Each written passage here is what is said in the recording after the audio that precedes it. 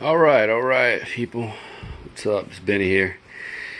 Real quick, for the people that normally watch my channel nowadays.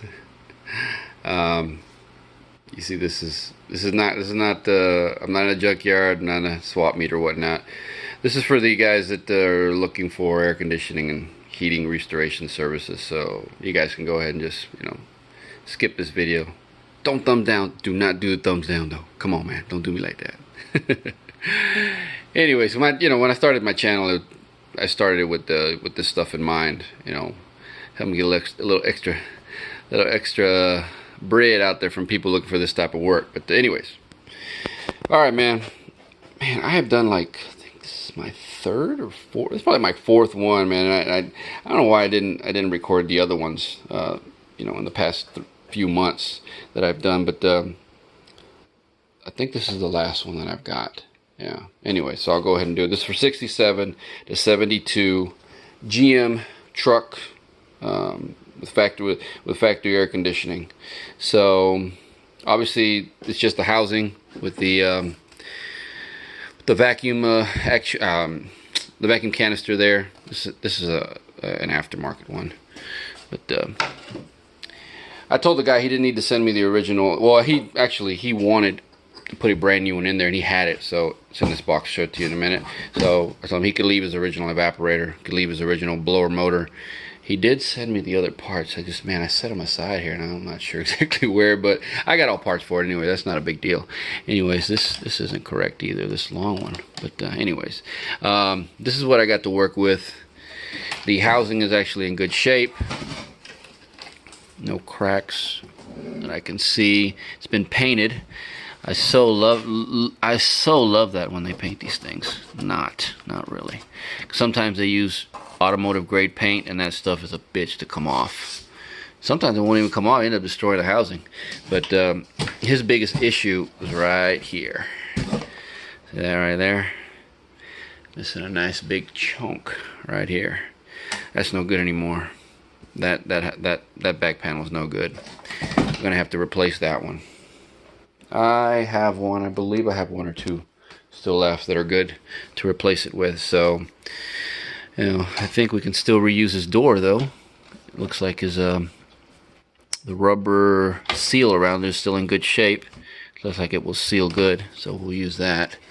But the housing itself is in good shape. You can see it would have been a nice color on the inside.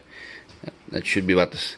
Like I said, when we bead blast and get this black paint off of it and clear it, it'll look good. Looks like somebody bent the crap out of that. I got plenty of these though. These brackets. Let me show you real quick. He sent me a brand spanking new evaporator. Better for me because I don't have to deal with it. As far as oh crap, going through his or whatnot. It looks like a cheapie though. But where's this made? Old Air Products, but where's it made? It don't say. Typically they make them, the ones that they make, Old Air Products, I've seen their stuff being made in the US. Although this one looks like a made in China one. But anyways, point being, he's got a brand new one. I'll go ahead and I gotta do that one too. I'll make a video on that one right there. That's 69 to 72 Corvette. That one I gotta get on that one too. I'll make a video on that one afterwards. But yeah, obviously you don't see much here, but these three pieces for the most part, and I will. But when it's almost ready to be put back together, when everything's already done, I'll lay it all out, and you guys will be able to see it. And then after it's all put back together, then you'll see it at the end there. All right, man. All right, we are back. So, like I said, I was going to add to the video when everything was just about ready to be put back together, which it is. I'm only missing one. Notice I was missing one little bracket or one little clamp. So just the clamp that goes here. So it'll be ready by the time you'll see it when the unit's all back together. But yeah, we're pretty much ready to go. For it to be assembled. This is the both case halves were restored. That's a back panel that I had.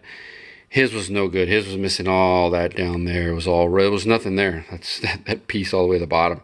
So had to discard his and use one that I had that was in decent shape. So I did reuse his door because his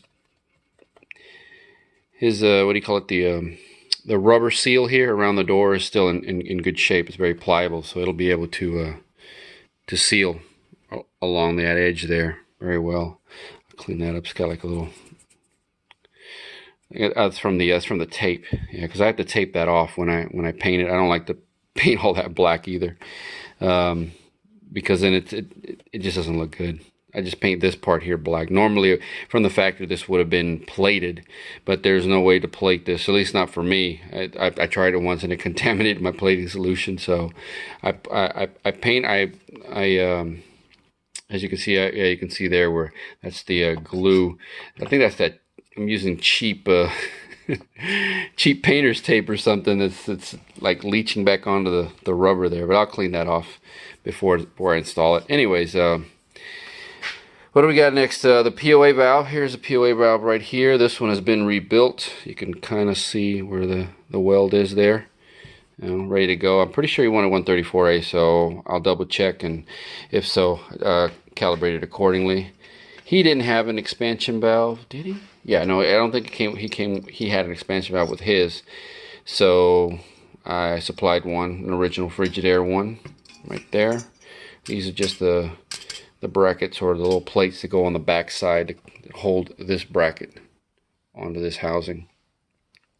His, where was it? I didn't notice that his original, well, his vacuum canister I thought was in good shape until I didn't notice that after, until after I really, took it off. I noticed it, breaking that tube right there that comes off of it. So this is no good anymore. I just set it back down. Luckily, I had a nice one, decent one here. It's an original one. A bunch of new screws there, ready to go. Here's the little clamps that hold the high side and the low side tube there of the for the hoses. And like I said, this is the clamp that holds the tube here. And if I didn't mention it already, he provided a brand new evaporator. This is the rod that goes through here. Outside of that, I think that's it. Oh yeah, this is the POA valve clamp. And I think that is it, man. Yeah, so I'll cut you guys right back on when it's all back together. All right? All right. All right. And just like that, she's all done. No, I wish it was just like that. But yeah, so in case I didn't mention it before, I thought I did, but it's going to go in a 72 C10. I had to go back and look at my notes. But yeah, the customer's out of Pennsylvania, if I'm not mistaken. But yeah, man. So you take a good look at how how she came out.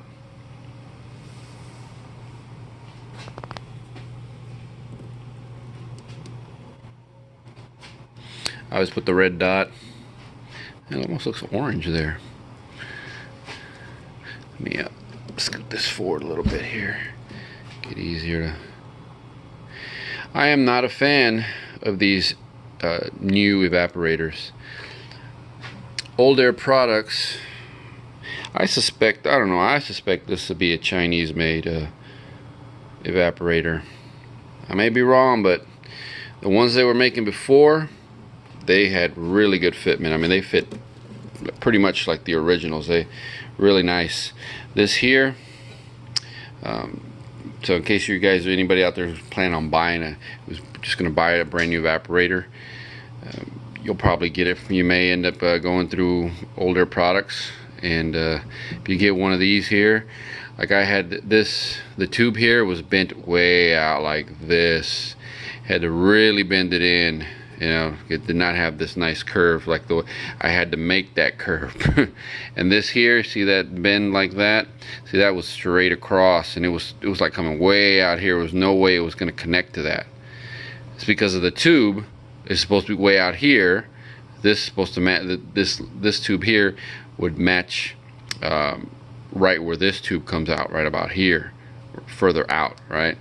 But the problem is that then you can't, it won't clamp, you know, the POA clamp won't connect to right here where it's got to connect to. So, you know, I had to also bend this a little bit here, bend it a little bit there, and bring it down a little bit so that it could land right in this spot where it bolts in right there. But yeah, I think I forgot to mention these two when I was showing the other when I had everything laid out. These two I didn't have on there. I forgot about them, and I think I also forgot the yeah, the ground clamp and ground wire, actually I should say, and this right here.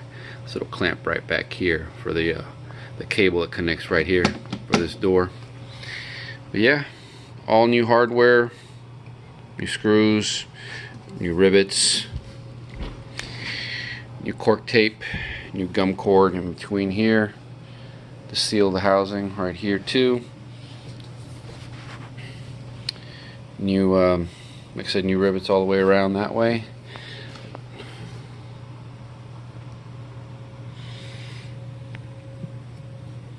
Yeah, man, not really a fan of these new evaporators. I don't, like I said, I don't know if this is a new design or whatnot, but it's not that good.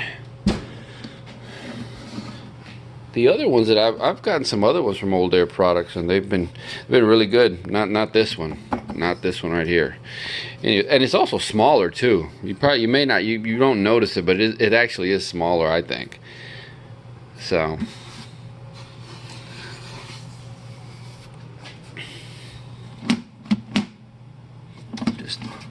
just dirty right there. Not dirt, but I think I got some grease or something there. But yeah, as you can see,